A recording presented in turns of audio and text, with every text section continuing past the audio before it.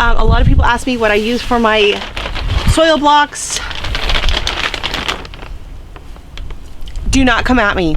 This stuff is amazing. I used to use Pro-Mix, and I still use the Pro-Mix for when it goes outside into the greenhouse and I'm doing soil blocks and potting up, and all my containers I do use the Pro-Mix for. But several years ago, I was starting my seeds and nothing else was available at any of the garden centers, and I had to buy it at Costco. It was the only soil I could get at Costco, and so I thought, well, it's worth a shot. So I tried it, and it was fabulous for two things. So it is the indoor potting mix. It is designed to be less prone to gnats. And for anyone that starts seeds in store inside, fungus gnats are just like the bane of everyone's existence. And I have struggled over the years with fungus gnats. So it includes perlite, which helps increase airspace and improves water drainage.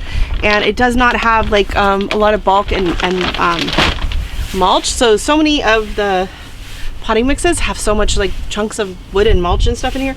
I mean, okay, that's from the branch up ahead.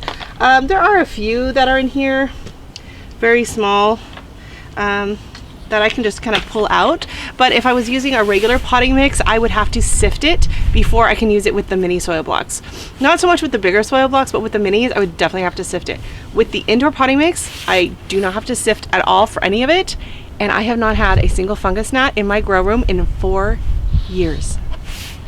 4 years that I've been using this, so I will not use any other soil inside my house. This is the only soil that's ever going to go inside my house.